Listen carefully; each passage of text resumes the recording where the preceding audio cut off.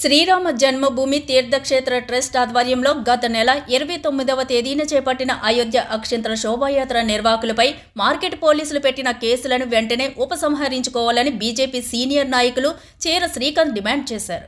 ఈ కేసులో ఉన్నవారికి మార్కెట్ పోలీసులు 41 సిఆర్పి కింద ఇచ్చిన నోటీసులకు గురువారం లిఖితపూర్వక సమాధానమిచ్చారు.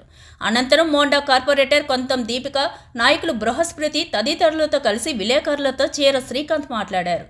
రామ జన్మభూమి ట్రస్ట్ ఇచ్చిన పిలుపు మేరకు భక్తి శ్రద్ధలతో తాము ర్యాలీ నిర్వహిస్తే దానిపై మార్కెట్ పోలీసులు కేసు నమోదు చేయడం బాధాకరమన్నారు.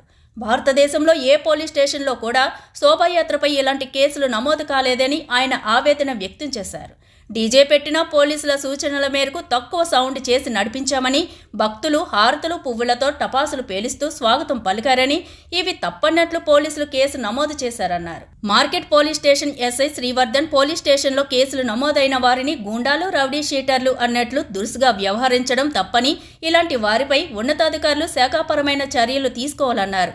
ఈ కేసులు బేషరతుగా ఉపసంహరించుకోని పక్షంలో ఈ నెల 13వ తేదీన ధర్నా చౌక్లో ధర్నా చేస్తామని హెచ్చరించారు.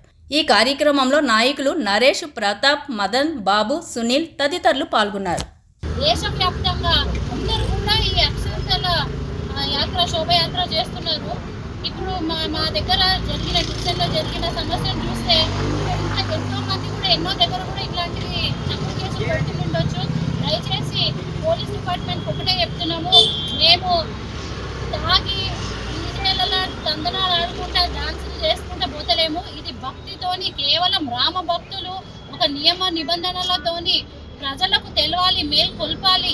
5 సంవత్సరాలు ఏదైతే మనము కొట్లాడి తెచ్చుకున్న రామజన్మభూమి, 500 సంవత్సరాలు మనము పోరాడి తెచ్చుకున్న రామజన్మభూమికి మనకు ఉన్న సంబంధాన్ని అందరికీ తెలియజేయాలి. ఆ రామభక్తులకు మేలు కొల్పాలనే మంచి ఉద్దేశంతో అందరికీ అక్షంతలని అందజేయాలని చెప్పి ప్రోగ్రామ్ చేస్తున్నాము. కానీ తప్పుడు కేసులు పెట్టడము, ఏదో ట్రాఫిక్ వాల్యుయేషన్ చేస్తున్నామని, టైమింగ్ గురించి అని, టపాసులు కాల్చామని పెట్టడం అది కరెక్ట్ కాదు. ఎవరు చేస్తుండ్రో, ఎందుకంటే భక్తులు ఒక్కొక్క రకంగా వాళ్ళు ఒకరు చెట్లు పుట్టిండ్రు, ఒకరు పూలు చల్లిండ్రు, ఒకరు టపాసులు కాల్చిండ్రు. అది వాళ్ళ విధానము.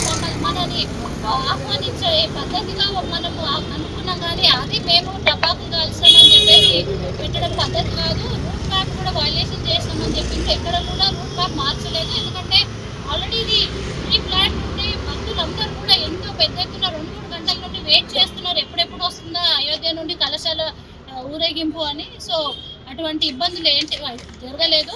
మరి ఏ కక్షతో ఇది చేశారో తెలియదు. కాకపోతే ఇట్లాంటి ఇబ్బందులు కాకుండా పోలీస్ డిపార్ట్మెంట్ సపోర్ట్ చేయాలని కోరుతున్నాను.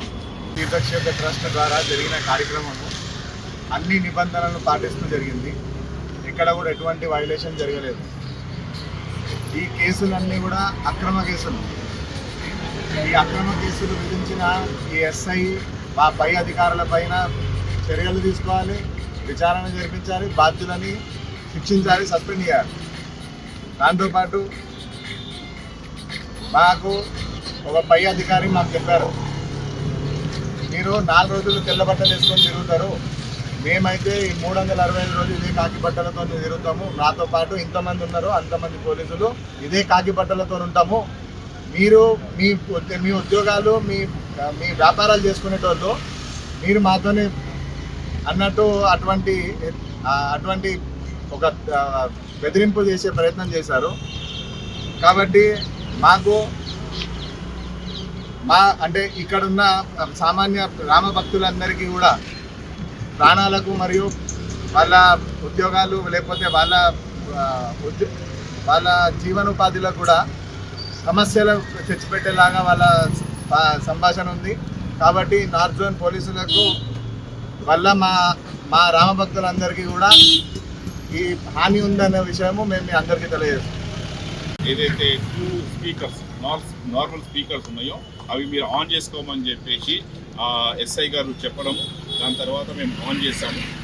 అక్కడికి నుంచి ఇంకా 2 పోలీస్ స్టేషన్ దాటేసి ఎస్డీ రోడ్లో హనుమాన్ టెంపుల్ వరకు సాగిన ఈ శోభయాత్రలో 29వ తారీఖు జరిగితే 4వ తారీఖు నాడు శ్రీవర్ధన్ అనే ఎస్ఐ గారు మాకు వాళ్ళ ఎస్ఐ ఇచ్చిన కంప్లైంట్ని బేస్ చేసుకొని ఎఫ్ఐఆర్ బుక్ చేసేసి ఇంకా 3 సెక్షన్స్లో 188 ఒకటి, దాని తర్వాత వచ్చేసి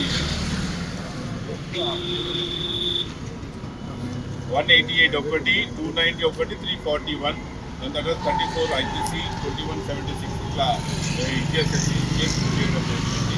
యాక్చువల్గా ఆ ఎస్ఐ నాకు 2 స్పీకర్లు ఆన్ చేసుకోమని చెప్పిన తర్వాత డీటెయిల్కి 2 కానిస్టేబుల్ వెళ్ళి చెప్పిన తర్వాతనే కేసు బుక్ చేసింది. ఇక్కడ మేము రూట్ వయలేషన్ చేసినామన్నారు. డీసీపీ గారికి ఇచ్చినప్పుడు ప్రింటెడ్ రూట్ ఇచ్చాం. ఇక్కడ రూట్ మ్యాప్ అనేది పర్ఫెక్ట్గా రూట్ మ్యాప్ ఇచ్చాం. ఇలా రూట్ మ్యాప్ ఇవ్వడం జరిగింది.